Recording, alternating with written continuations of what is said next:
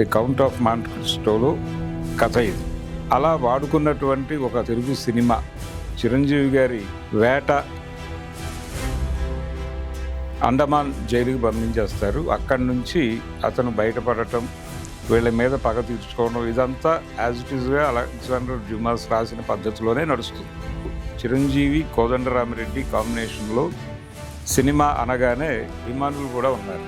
కమల్ హాసన్తో భారతీరాజా గారు తెరకెక్కించిన ఖైదీ వేట అని పెట్టారు. విలన్ని పెళ్లి చేసుకోవటం అనేది డైజెస్ట్ కాలేదు. అంతా ప్రాపర్గా వర్కౌట్ అవుతుంది అనుకున్న సినిమా మిస్ఫైర్ అయింది. యండమూరి వీరేంద్రనాథ్ గారు చెంగల్వ పూదండ అని ఒక నవల రాశారు. ఈ వేట సినిమాని ఆ మీటర్లో గనక తీసుంటే అద్భుతంగా జనాలకి కనెక్ట్ అయి ఉండేదేమో. నిజానికి ఇదే పాయింట్ విశ్వనాథ్ గారి సాగర సంగమంలో కూడా చాలా హృద్యంగా నడుస్తుంది. దాదాపుగా వేట సినిమాలు చిరంజీవి, జయప్రద, అక్కడ కూడా మళ్ళీ మోహనే.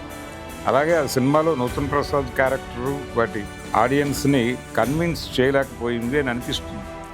క్యాస్ట్ ఇష్యూని పట్టుకొచ్చి ఒక అగ్రకులం అమ్మాయిని ఇతను ప్రేమించటం, జైల్లో ఒక విప్లవకారుడితో ఇతనికి పరిచయం, అది వీరేంద్రనాథ్ గారి నుంచి అడాప్ట్ చేసి డెఫినెట్గా వేట సినిమా అప్పటి ప్రేక్షకులకి కొత్తగా కనిపించి ఉండేది.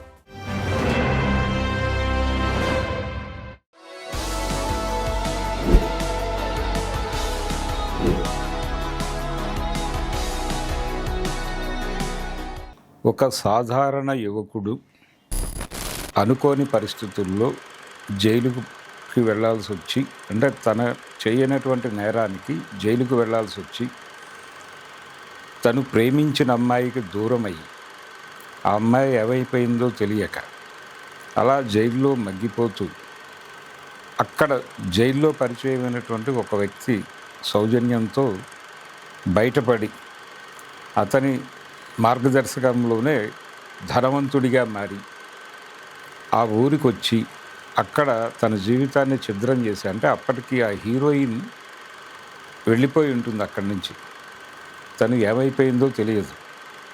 చనిపోయింది అంటూ ఉంటారు, చనిపోయిందేమో అనుకుంటాడు.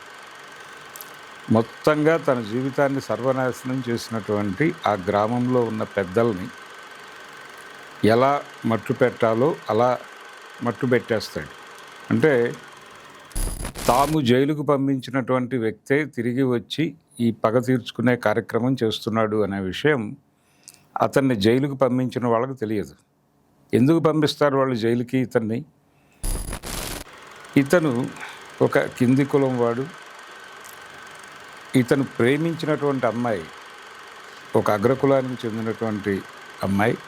వాళ్ళిద్దరి మధ్య ప్రేమ నచ్చనటువంటి ఆ ఊరి పెత్తందారులు ఇతన్ని కంట్రోల్లో ఉండమని చెప్తారు. కానీ ఇతను పట్టించుకునే పరిస్థితుల్లో ఉండడప్పుడు దాంతో ఇక లాభం లేదు అని ఒక పోలీస్ ఆఫీసర్తో కుమ్మక్కయి ఇతను చేయనటువంటి నేరంలో ఇరికించి, ఒక చాలా పెద్ద సెక్షన్స్లో ఇరికించి, ఇతనికి తీవ్రవాదులతో సంబంధాలు ఉన్నాయి ఆ స్థాయి కేసులు బిల్డ్ చేసి, ఆ దగ్గరలో జరిగినటువంటి అనేక సంఘటనల్లో ఇతన్ని నిందితుడిగా మార్చి అన్ఎక్స్పెక్టెడ్గా ఒకరోజు అరెస్ట్ చేసి, అతను ఊహించడు, అరెస్ట్ చేసి తీసుకెళ్ళి జైల్లో పడేస్తారు. సంవత్సరాలు అక్కడే ఉండాల్సి వస్తుంది. అతి కష్టం మీద బయటపడి ఒక ధనవంతుడిగా మారి తన జీవితాన్ని నాశనం చేసిన వాళ్ళ మీద పగ తీర్చుకోవటం, ఇది థ్రిల్లింగ్గానే ఉంటుంది మనం స్టోరీగా చెప్పుకుంటే. కానీ ఈ కథ తెర మీద సినిమాగా వచ్చింది. అనేక సినిమాలకి స్ఫూర్తినిచ్చినటువంటి కథ ఇది. ఇది వాస్తవంగా ఈ రూపంలో కాకపోయినా ఇది నెపోలియన్ కాలంలో జరిగినటువంటి కథగా ది కౌంట్ ఆఫ్ మాంట్ క్రిస్టోలో కథ ఇది. అలెగ్జాండర్ డ్యూమాస్ రాసినటువంటి నవల.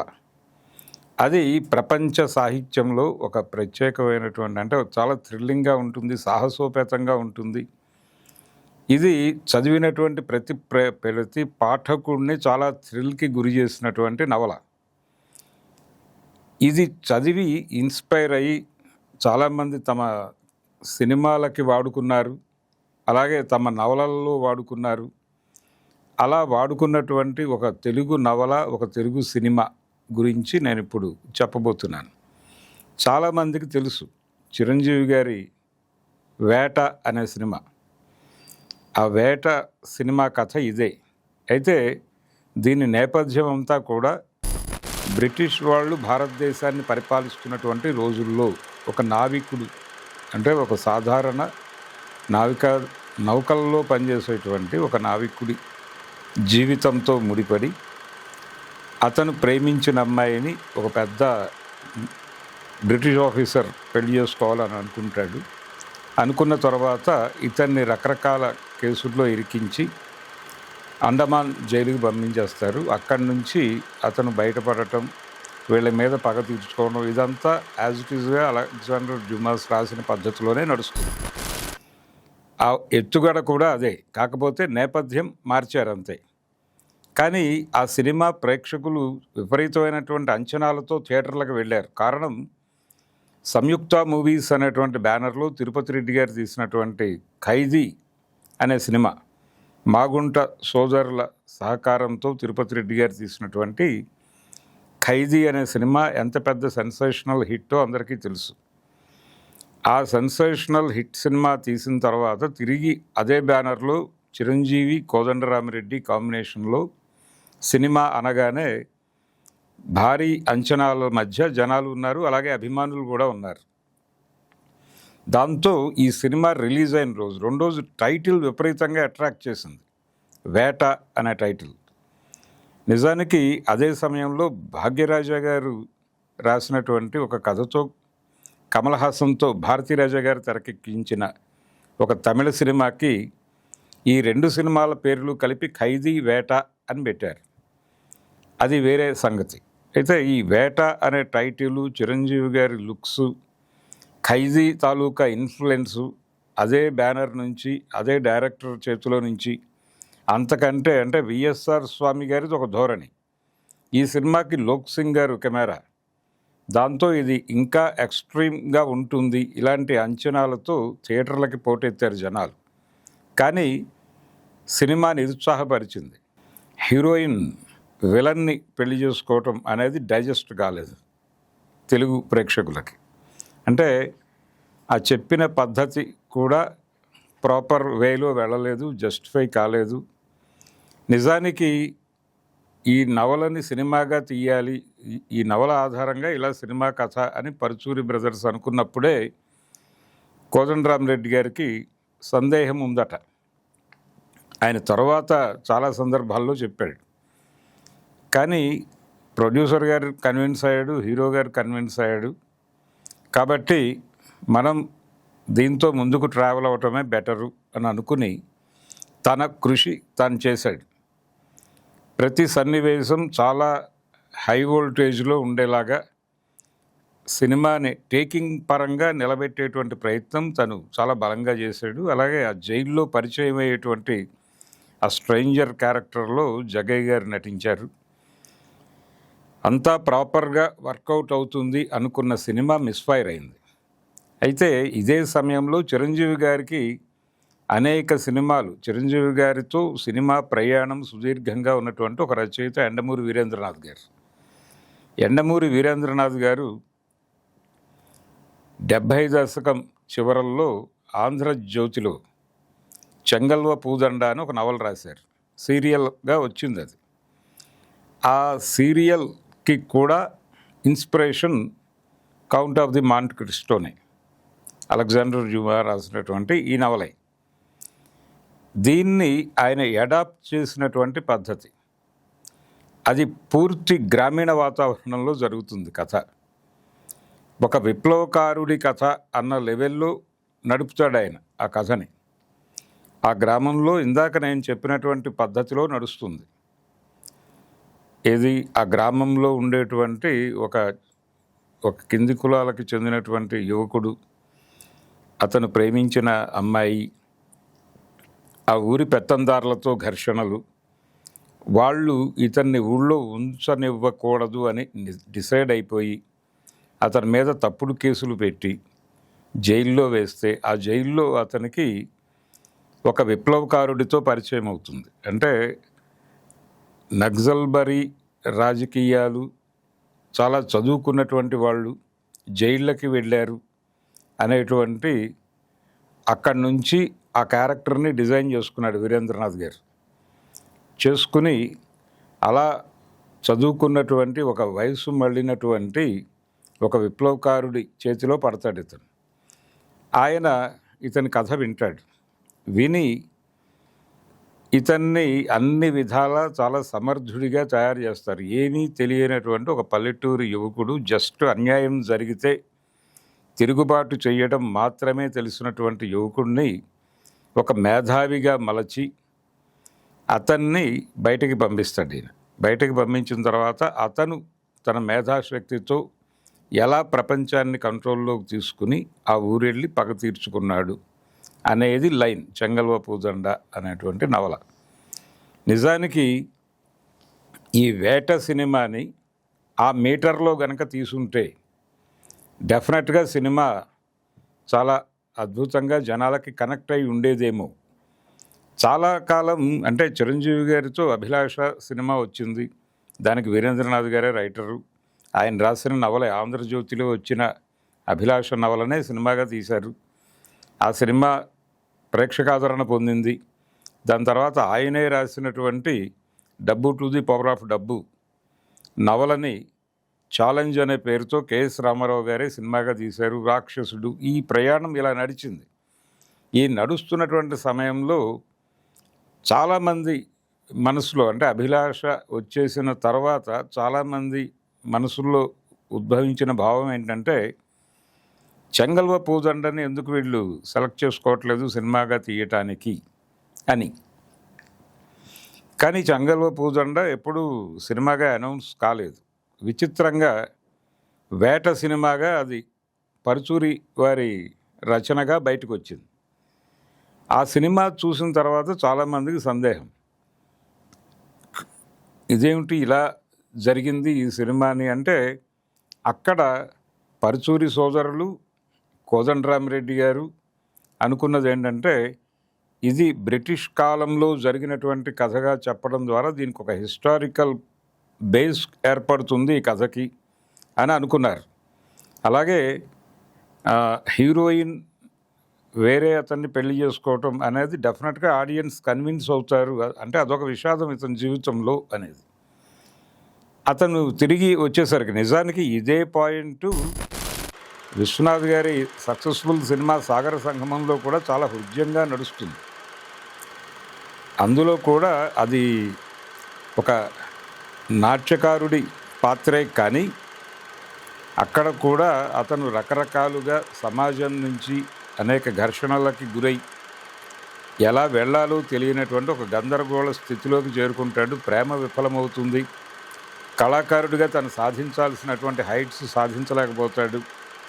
జీవితం అంతా ఫెయిల్యూర్స్లో నడుస్తున్నటువంటి ఒక డిప్రెషన్లోకి వెళ్ళిపోయినటువంటి క్యారెక్టర్.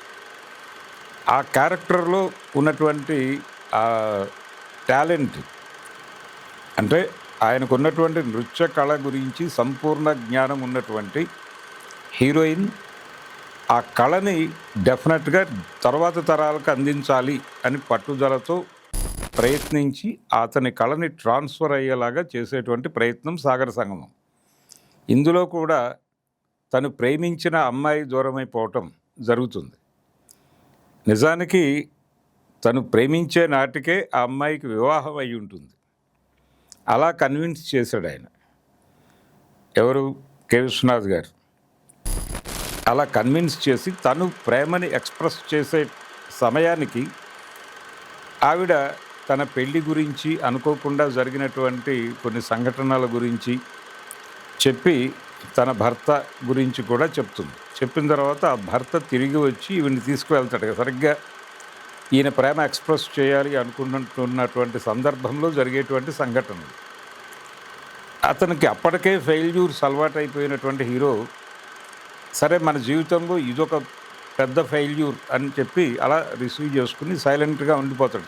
చెప్పడు ఎవరికి. ఆవిడికి కూడా ఇతని పట్ల ఒక పాజిటివ్ యాంగిల్ ఉంటుంది, కొంచెం అడ్మిరేషన్ ఉంటుంది, ప్రేమ లాంటి భావన కూడా ఉంటుంది. కానీ మనసులో ఎక్కడో చిన్న సంకోచం ఉంటుంది. ఆ సంకోచం హద్దు దాటకూడదు అనే ఉద్దేశంతో అలా బలంగా నిలబడుతుంది. ఆ నిలబడిన సమయంలో భర్త వచ్చి తీసుకువెళ్ళిపోయిన తర్వాత ఆవిడకి కూతురు పుడుతుంది. ఆ కూతురిని ఇతని శిష్యురాలుగా మార్చి ఇతనిలో ఉన్నటువంటి కళని ఆ అమ్మాయి ద్వారా ప్రపంచవ్యాప్తం చేయాలి అని అనుకుంటుంది. అనుకుని అక్కడికి పంపించడం, వీళ్ళిద్దరి మధ్య ఘర్షణ, తన తల్లికి అతనికి ఏదో ఉంది పూర్వ సంబంధం అని చిన్న అనుమానపు రేఖ ఆ కూతురులో కలగటం, కూతురు తన గురించి ఎలా ఆలోచిస్తోందని తెలిసి ఆ తల్లి తల్లడిల్లిపోవడం, కూతురుని కన్విన్స్ చేసి జరిగింది పద్ధతిగా అర్థం చేయించి అతని దగ్గర శిష్యురాలుగా మార్చటం, అలా ఆ టెంపోలో నడుస్తుంది అది. బహుశా ఆయన మీద కూడా ఎక్కడైనా మాంటి క్రిస్టో తాలూకా ఇన్ఫ్లుయెన్స్ ఉందేమో తెలియదు, కానీ ఈ కథలో అక్కడ జయప్రద గారే యాక్ట్ చేశారు. జయప్రద, కమల్ హాసన్, మోహన్, ఈ 3 పాత్రల మధ్య నడుస్తుంది. మోహన్ అంటే కన్నడ మోహన్, ఆయన లక్ష్మి గారి భర్త. తర్వాత వాళ్ళిద్దరూ విడిపోయారు. అయితే దాదాపుగా వేట సినిమాలో చిరంజీవి, జయప్రద, అక్కడ కూడా మళ్ళీ మోహనే. ఇది అనుకోకుండా జరిగినటువంటి ఒక చిన్న సిమిలారిటీ. అది బహుశా కాన్షియస్గా అనుకుని పెట్టుండరు, కానీ ఆ క్యారెక్టర్కి మోహన్ అయితే జస్టిఫై అవుతుంది అనే ఉద్దేశంతో కోదండరామిరెడ్డి గారు ఆయన కాస్ట్ చేసి ఉంటాడు. కానీ ఇప్పుడు ఒక్కసారి వెనక్కి వెళ్ళి చూస్తే వేట సినిమా, సాగర సంగమం, ఈ 3 పాత్రల మధ్య జరిగేటువంటి కథ కొంచెం విడ్డూరంగా అనిపిస్తుంది.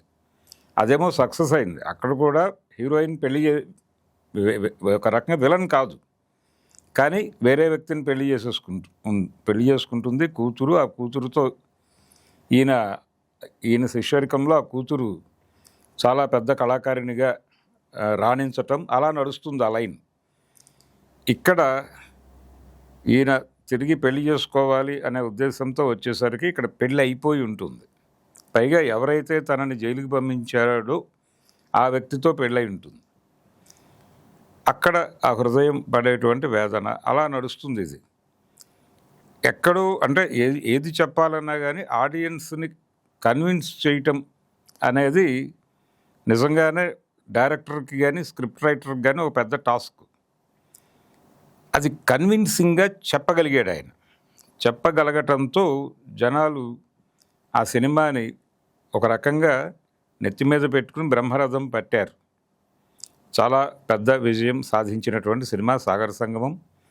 అలాగే వేట సినిమా, అది ఈ పాయింట్ అనే కాదు, ఇంకా అనేక అంశాలు, అంటే ప్రేక్షకుల అంచనాలకి రీచ్ కాలేకపోవడం, ఖైదీ సినిమా ద్వారా ఏర్పడినటువంటి అంచనాలని రీచ్ అయ్యే స్క్రిప్ట్ కాదు అని జనాలు ఫీల్ అయ్యారు. ఆ ఫీల్ అవ్వటం వలన సినిమా ఫెయిల్యూర్ రిజల్ట్ వచ్చింది. అయితే చెంగల్వ పోదండ నవల ఆంధ్రజ్యోతిలో అచ్చయ్యేటువంటి సమయంలో, అది సీరియల్గా వస్తున్న సమయంలో దానికి మంచి ఆదరణ ఉండేది. వీరేంద్రనాథ్ గారితో ఆయన నాటకాలు రాస్తున్న పద్ధతి చూసి, నువ్వు అద్భుతంగా కథ చెప్పగలవు, మంచి నవలాకారుడిగా నువ్వు ముందుకు వెళ్ళగలవు అని ఆయన్ని ఎంకరేజ్ చేసి ఈ దిశగా మళ్లించిన వాడు పురాణం సుబ్రహ్మణ్య శర్మ గారు, అప్పటి ఆంధ్రజ్యోతి సంపాదకుడు. ఆయన మార్గదర్శకత్వంలో ఆయన మార్గదర్శకత్వంలో ఈ నవలని, అప్పుడు నవలా ప్రైజర్స్ని అనే పోటీ ఒకటి జరిగింది, దాంట్లో ఎంపికైనటువంటి నవలది. అది అచ్చయినప్పుడు పాఠకుల నుంచి విపరీతమైనటువంటి స్పందన రాబట్టినటువంటి నవల. ఆ నవలని తీసినా కానీ డెఫినెట్గా సినిమా ఆడియన్స్కి కన్విన్సింగ్గా ఉండేది. నేటివిటీ అంటే బ్రిటిష్ నేపథ్యము, ఆ వాతావరణము, అది కూడా కొంత కృతకంగా అనిపించింది జనాలకి. అలాగే ఆ సినిమాలో నూతన్ ప్రసాద్ క్యారెక్టరు, వాటి తాలూకా వ్యవహార శైలి, అది కూడా కొంత ఆడియన్స్ని కన్విన్స్ చేయలేకపోయింది అని అనిపిస్తుంది.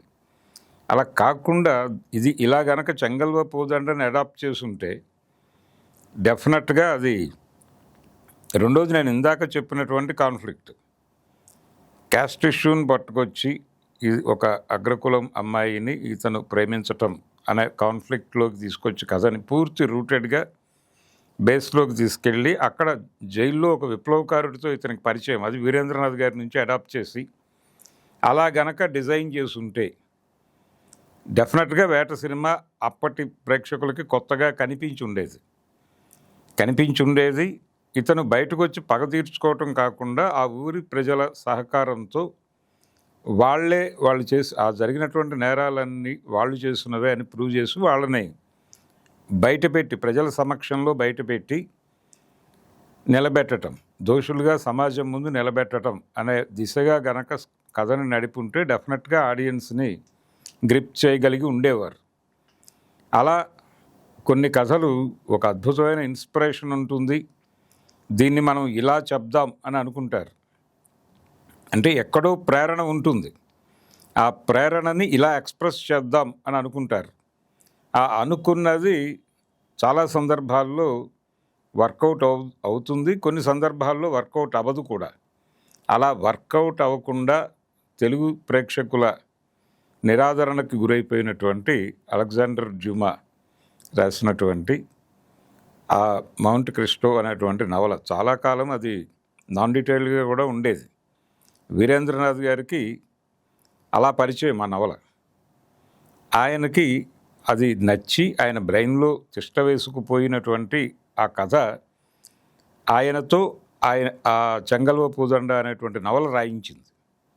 ఇది వేటకి అలాగే చెంగల్వ పూదండకి క్యారెక్టరైజేషన్లు, అంటే ఆ పాత్రలు పోషించిన వారి పరంగా చూస్తే కొంచెం పోలికలు కనిపించేటువంటి సాగర సంగమం సినిమా. ఈ మూడిటి మధ్య ఉండేటువంటి ఆ లింక్ గురించి ఈరోజు, అంటే కొంచెం విచిత్రంగా అనిపించేటువంటి లింక్ గురించి మీతో షేర్ చేసుకోవాలనుకున్నాను.